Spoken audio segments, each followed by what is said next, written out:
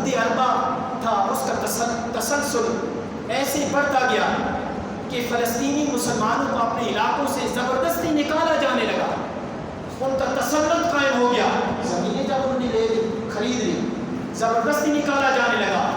اس وقت کوئی صدائے حق بلند نہیں ہوئی، ان کو موت کے گھاٹ اتار دیا گیا، عورتوں کی عزت تعطیٰ کی جانے لگی، چھوٹے چھوٹے بچوں کا قتل عام کیا جانے لگا، سکول، کالج، ہاسپٹل پر بم برسائے جانے لگے، انسانی حقوق کی سر عام پامالی کی جانے لگی، مگر آزادی رائے کی دھجیاں اڑائی جانے لگی۔ عالمی قوانین جو بنائے گئے تھے ان کو پاؤں کے تلے روندا جانے لگا۔ فلسطینی مسلمانوں پر ہونے والے ظلم اور جبر کو دکھانے والے ٹی وی چینل ان کو بھی تباہ و برباد کیا جانے لگا۔ صحافی جو اصل چہرہ دکھاتے تھے ان کو بھی رکاوٹیں ڈالی گئی، ڈاکٹروں کو پریشان کیا گیا اور پانی اور بجلی کے کنیکشن بند کیے گئے۔ یہ پوری تاریخ میں معاملات چلتے رہے فلسطین پر اور مسجد اقصی پر۔ دوستان محترم، چند روز قبل رمضان المبارک میں مسجد اقصی پر اسرائیلی فوجیوں کا حملہ اور مسجد کی بے حرمتی کسی سے چھپی ہوئی نہیں ہے۔ T V channel, social media کے ذریعے آپ لوگ یہ دلخراش مناظر دیکھتے ہیں، یہ دیکھتے رہتے ہیں، مگر یہ جب آپ ویڈیو کوئی کلپ دیکھیں تو حقیقتاً دل خون کے آنسو ہوتا ہے۔ وہاں پر چھوٹے چھوٹے بچوں کو کڈنیپ کیا جا رہا ہے، زبردستی انہیں گاڑیوں میں بٹھا کر بختر بند گاڑیوں میں پتہ نہیں کہاں لے کے جا رہے ہیں، ان کی ذہن سازی کی جائے گی، انہیں بے راہروی کی طرف ڈالا جائے گا، ان کو دہشت گرد بنایا جائے گا۔ اللہ جانے آپ ان کے ساتھ کیا سلوک ہونے والا ہے۔ عورتوں کے ساتھ ظلم اور زیادتی کی انتہا ہے۔ یہی معاملہ کشمیر میں بھی ہو رہا ہے۔ کشمیر میں کتنے دنوں سے کرفیو نافذ ہے، ہماری قابل قدر مسلمان مائیں، بہنیں، بیٹیاں کس کرب میں مبتلا ہیں، ظلم کی چکی میں پس رہی ہیں۔ بوسنیا کی حالات دیکھیں، چیچنیا کے دیکھیں، ملک شام کے دیکھیں، انڈیا میں جو مسلمان آباد ہیں ان کے حالات دیکھیں۔ بالعموم اگر پورا آپ جائزہ لیں پوری عالمی برادری کا، مسلم ورلڈ کا، تو اس میں ایک سوالیہ نشان ہے کہ اے امت مسلمہ کے حکمرانوں، تم غفلت کی نیند کیوں سو گئے ہو؟ کیا دو جملے بیان بھی ختم ہو گئے؟ کسی کی طرف سے کوئی بیان آیا سوائے ترکی سے؟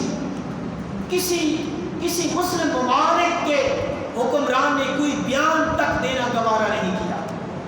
یہ بے حسی ہے مسلم حکمرانوں کی، یہ غلامی ہے امریکہ کی، یہ غلامی ہے یورپی ممالک کی، یہ ہوس ہے مال و زر کی، یہ بک گئے ہیں، یہ 4 ٹکے کے غلام۔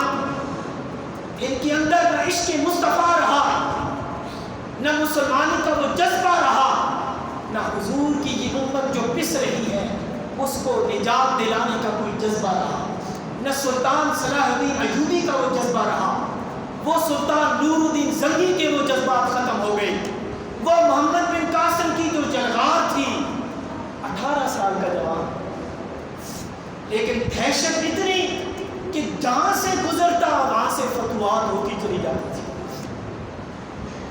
آج کا مسلمان حکمران کہاں ہے؟ امت مسلمہ کا درد کس کے اندر ہے؟ اگر ہم اپنے ملک کا جائزہ لیں تو الا ماشاء اللہ اور انا للہ و انا الیہ راجعون پڑھنے کو آتا ہے۔ یہ ملک جو اسلام کے نام پر بنا تھا، جو کلمے کے نام پر بنا تھا، آج وہ کلمہ معاذ اللہ دربدر ہے، وہ اسلام دربدر ہے۔ اگر مسلمانی قوم اور بالخصوص پاکستانی عوام اس مسئلے پر اور پاکستان کی حکمران اس مسئلے پر غور نہ کیا تو یہ جو کشمیر اور فلسطین پر ظلم ہو رہا ہے وقت دور نہیں ہے، یہ ظلم ہمارے گھروں تک بھی آ سکتا ہے، یہ پاکستان پر بھی آ سکتا ہے۔ یہ سازش تیار ہو رہی ہے، یہود کی یہ سازش جو صدیوں سے ہے، پاکستان کو گرانا ہے، دوبارہ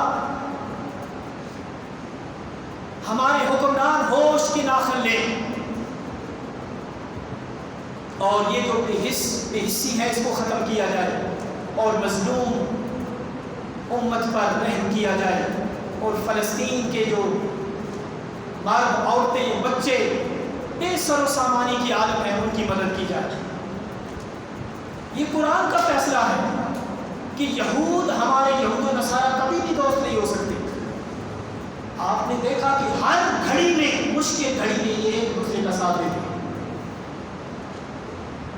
پھر آخر کیا وجہ ہے کہ ہم مسلمان ایک دوسرے کی تکلیف محسوس نہیں کرتے، ایک دوسرے کے حق میں آواز بلند نہیں کرتے؟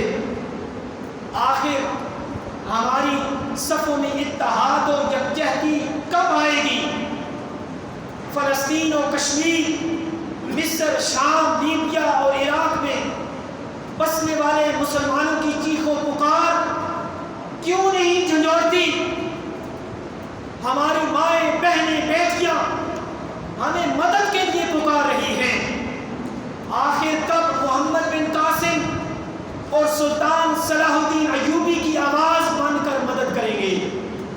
محترم بھائیوں، آئیے اور آئے روز جو مسجد اقصی کی توہین اور بے حرمتی ہو رہی ہے، اب یہ مسئلہ صرف فلسطینیوں کا مسئلہ نہیں رہا بلکہ پوری امت مسلمہ کا اجتماعی مسئلہ ہے۔ صرف مذمتی بیان دینے سے یہ مسئلہ حل نہیں ہوگا بلکہ حکمرانوں کو عملی اقدامات کرنے ہوں گے۔ اجتماعی مفاد کے پیش نظر ایک میز پر بیٹھ کر کوئی متعلقہ لائحہ عمل بنانا ہوگا، امت مسلمہ کی رہنمائی کا فریضہ سر انجام دینا ہوگا، ورنہ یہ آگ جو فلسطین اور کشمیر میں بھڑک رہی ہے، میں نے پہلے عرض کیا کہ وہ آگ ہمارے گھروں تک پہنچ سکتی ہے۔ بیٹھ کر ایک ایسا درد دل رکھنے والا شخص دیکھا جائے جس کی خدمات دینی سطح پہ بھی ہو، ملی سطح پہ بھی ہو، بین الاقوامی سطح پہ بھی ہو، اگر ایک شخص کو امت مسلمہ کا آج کے دور میں لیڈر منتخب کر لیا جائے تو میں سمجھتا ہوں کہ امت مسلمہ متحد ہی نہیں ہوتی بلکہ اتفاق کے ساتھ گنبد خضرا کی طرف چل پڑے گی اور انہیں منزل نصیب ہو جائے گی۔ وہ شخص میری دانست میں اور میری ناقص سمجھ اور عقل کی بنیاد پر شیخ الاسلام حضور ڈاکٹر طاہر قادری کے سوا آج مجھے کوئی شخص نظر نہیں آتا جو امت مسلمہ کا درد رکھنے والا ہے، ایک نظام دیتا ہے، ایک بیماری دیتا ہے، اس کا حل بھی پیش کرتا ہے۔ امت مسلمہ کا حل بھی دیا ہے اتفاق کا، فلسطین کا حل بھی دیتا ہے، کشمیر کا حل بھی دیتا ہے، اور یونائٹڈ نیشن کو متحد کرنے کے لیے ایک پورا ہوم ورک انہوں نے کر رکھا ہے۔ بس صرف ضرورت ہے کہ امت مسلمہ متفق ہو کر اس شخص کے پاس اسے جا کر ایک منتخب کیا جائے، ایک لیڈر کے طور پر، رہنمائی کے طور پر انہیں منتخب کر کے ان کے ساتھ شانہ بشانہ چلا جائے۔ یہ ہو ہی نہیں سکتا کہ یہ مسائل ختم نہ ہوں، بس صرف فقدان ہے تو وہ قیادت کا فقدان ہے، اس قیادت کو اڈاپٹ کرنے کی، اس کو ماننے کی۔ یہاں پہ نہ بریلوی کا مسئلہ ہے کہ وہ قادری ہے، نہ کوئی اور مسئلہ ہے کہ انہوں نے یہ بھی کیا، یہ بھی کیا، یہ بھی کیا۔ یہ جزوی اختلافات ہر ایک کے ہوتے ہیں، مگر ان سب کو چھوڑ کر ایک بین الاقوامی سطح پر امت مسلمہ کا وہ مرد کلندر اس کو منتخب کیا جائے، ان کی فکر کو لیا جائے جن کی فکر پورے عرب میں، پورے یورپ میں پھیل رہی ہے۔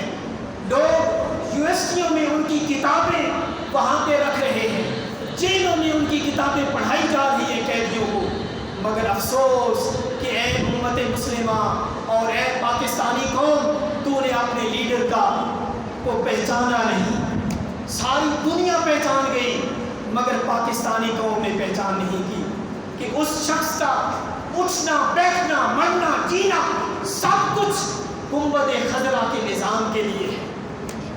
اس نے اپنی جائیداد نہیں بنائی، اس نے جائیداد بنائی ہے تو کتابیں بنائی، جائیداد بنائی ہے تو کارکن بنائے، جائیداد بنائی ہے تو نظام بنایا، جائیداد بنائی ہے تو سنٹر بنائے ہیں، جائیداد بنائی ہے تو ایک بین الاقوامی تحریک کا آغاز کیا ہے جو پھیلتے پھیلتے آج عرب ممالک تک پھیل کر اور ان کو بتا دیا ہے کہ لوگوں اگر دین مصطفیٰ پہ چلنا چاہتے ہو تو صرف ایک ہی حل ہے، آپ کو متحد ہونا پڑے گا۔ اسی پر ہی ختم کرتا ہوں، نماز کے بعد باہر تھوڑی دیر کے لیے ہم اسی چیز کا مظاہرہ کریں، اپنے جذبات کریں۔ ہم کر کچھ نہیں سکتے مگر ہمارے اندر جذبات تو ہیں نا، جذبات ہیں کہ نہیں؟ ہر ایک کے اندر ہے نا، تڑپ رہے ہیں کہ وہ بچوں کو کیسے ظلم کر رہے ہیں، بس ان جذبات کا اظہار آپ تمام لوگ، آپ کو اطلاع مل چکی ہوگی، اطلاع ہے نا کہ دعا کے بعد باہر چوک میں، ہم ریلی آگے نہیں لے کے جائیں گے، صرف چوک میں اکٹھے ہوں گے اور وہیں پہ 2-4 منٹ اسی طرح گفتگو کر کے ہم نعرے لگا کر پرامن طریقے سے دعا کریں۔ دوسری گزارش، باہر آپ نے نوٹس پڑھ لیا ہوگا، اہل محلہ یا گرد و نواح میں سے کوئی شخص یا کسی مرد کو نہ کسی عورت کو اسلامک سینٹر منہاج القرآن میں بغیر ان تینوں لوگوں کی اجازت کے جو باہر لکھے ہیں، ان کی اجازت کے بغیر یہاں پر گفتگو کی اجازت قطعا نہیں ہے۔ وہ اگر آپ کو کوئی شکایت ہو میرے بارے میں، میری انتظامیہ کے بارے میں، ہمارے قابل قدر صدر محترم کے بارے میں جناب شاہد مصطفی صاحب اور ضمیر عابد صاحب کے بارے میں کوئی شکایت ہو، انسان ہے، آپ لکھ کر دیں گے، ہم اس پر غور کریں گے اور باقاعدہ طور پر اس پر مشاورت ہوگی۔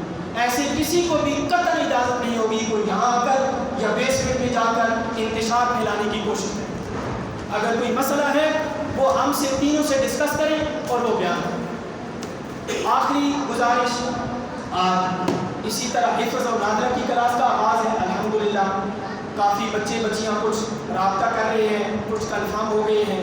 آج سے ہم الحمدللہ تعالی اللہ کے فضل سے اور رسول پاک صلی اللہ علیہ وسلم کی توجہات سے حفظ کی کلاس بچوں کی اور حفظ کی کلاس بچیوں کی، ناظرہ کی کلاس بچوں کی اور ناظرہ کی کلاس بچیوں کی انشاءاللہ العزیز ہم آغاز کرنے لگے ہیں۔